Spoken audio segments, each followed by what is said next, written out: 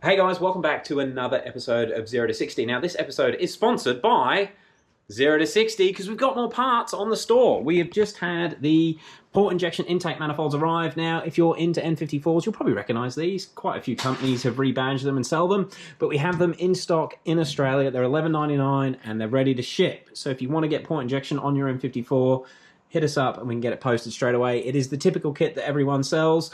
You just need to get your injectors and make a fuel line.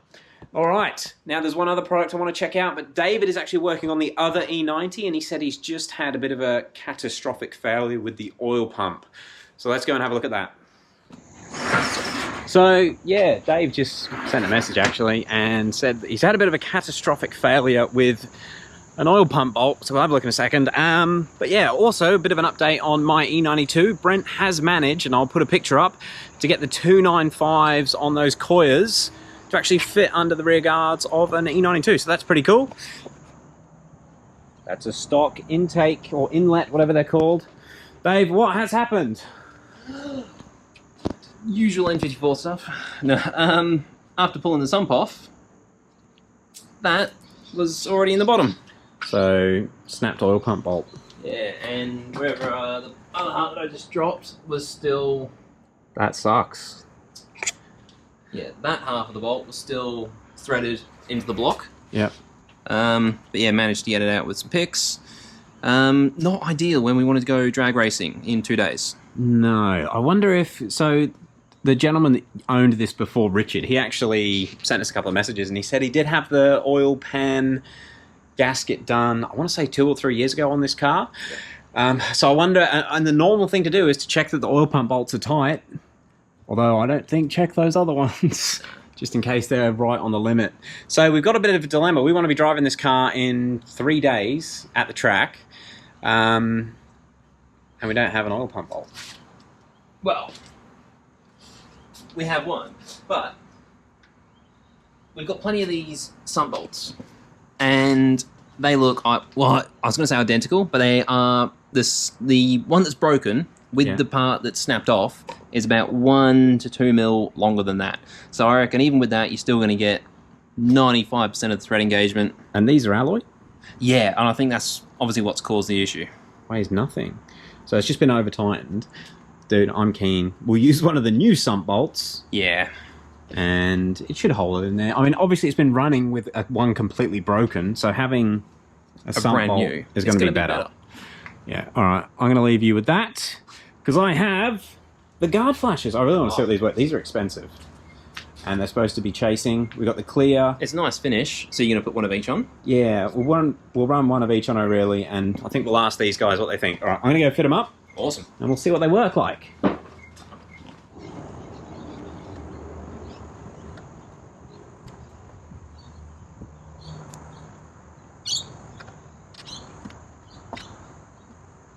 I can fit them. Yeah, it fits the guard perfectly. And I'm hoping, because of the sealed design, there's no need to put a bulb in there, and even those pins should be sealed. They shouldn't leak like some of the cheaper aftermarket ones. Let's get this one fitted as well.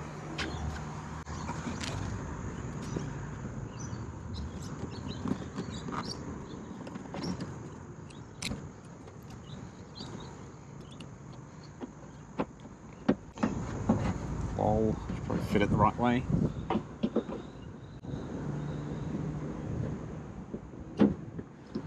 Okay. Well, looks better than the manky one, but that might be a bit stealth. Might put the hazards on. Ah, she's locked. Ugh. Oh, Dave. Come have a look. That's sick. Hey, sequential. They are the sequential ones. That's the go. So that's the clear one. It actually looks... I thought the clear one might look a little bit dicky. Oh, that actually lights up. Perfectly orange. Considering how gangster it was. Oh, that's perfect. Guys, let us know what you think. Should we leave O'Reilly with the tinted ones? Or the clear? I'm happy... Oh, they actually fit the guards better than the other cheap ones I've had. They're worth the extra money. They're a really good finish. I've had plenty of aftermarket guard flashes before, and they're actually finished really well. The seal actually fits. Sick. Sweet. Also going to be available on 0to60.com. Ah, nice. All right, let's get this thing finished because so much work to do. Are you still perfect? Yeah. It looks cool. I think I prefer the clear. This needs some for Saturday. Luckily, we got heaps in stock. All right, guys, so we've gone with the dodgy fix of the sump bolt holding the oil pump on. We actually did get a quote from BMW. It's 3 days to get the kit in, which is obviously, that's going to miss, well, it'll be next Monday. So that'll miss roll. So we're going to roll with that. Like we said before, it hasn't fallen off with only 2 bolts holding it on. So that's amazing. It's all cleaned off. Dave's about to put the sump back on. You got the new gasket in place. Yep. And I'm going to pull the exhaust off because we're going to switch the exhaust to the exhaust off my parts car. This is a stock exhaust, but it's had the PE mod, so we'll get a bit more noise out of this setup than what is currently on this car, because this one is not PE modded. I'm just thinking, Dave, this car doesn't have a diff brace. Dang it. And I think it's a big housing diff as well. It is, bugger. Anyway, hopefully we don't snap any axles. Mind you, we got spare ones. What else we got to do? I think we'll try and, once we've got the downpipes disconnected, or the exhaust, we'll tilt the engine forwards, and we'll see if that gives us enough access to get to that rear inlet without too much stress. Yeah. Hopefully. Alright guys, the sump is back on. Dave's been doing all that. Need to give it a final wipe down though, but yeah, it's got new sump bolts, which is a bit of a treat. And the car is now coming down, because we're going to see if we can get access to get to that rear inlet, because we want to get that fitted as well. While Dave was working on the sump, we got the original exhaust off, which is this little sucker here. And this is the one that come off the parts car, so it's got the PE mod. I just cleaned these welds up a little bit. They're just starting to go rusty, so put some galvanized paint on there. It'll probably burn off, but at least it looks a little bit fresher. And we even polished the tips. Dave, that's got to be worth a tenth down the quarter. Polished tips. At least. All right. So we're going to go down a bit more and see if we can work on these inlets. Basically what we're going to do is undo the engine while the subframe's off, and hopefully that'll angle forwards. Now that the dump pipes aren't connected to anything, that should hopefully give us enough clearance to get to the back of the motor. Get in there. Alright, that's got us enough access to get down the back of the motor. I'm going to undo the 2 Torx bits that hold that inlet on using one of these tools. This has been invaluable for N54 work. Alright, get those 2 bolts undone and then see if we've got enough room to slide it off the back. I'm hoping to do it without having to cut the inlet, just because to cut the inlet I've got to take the downpipes off and it'll just be a bit easier. Dave, what just happened? That was too tight. I'm sweating. But we have the rear out inlet. It's an inlet. And we did it without cutting it, but we have dropped the engine quite a bit. This is still supporting it, but yeah, that's down a good 3 or 4 inches. That was just enough, but we still ended up chewing away a little bit just to get it around the corner of the block. Yeah, and just boom, and just reefed it out. So it's probably no good, but we don't need it. So. Yeah, and I do want to say, I know most people just cut them, but when I cut my last ones on my car, the amount of shit that comes out of there, it's just going to be a nightmare to get out the turbo. And I know that's what most people do. I was just trying to avoid it, and we have. So that is good. Now we just got to put this one in place. Yeah. Which we've actually got a ton of room. Is there?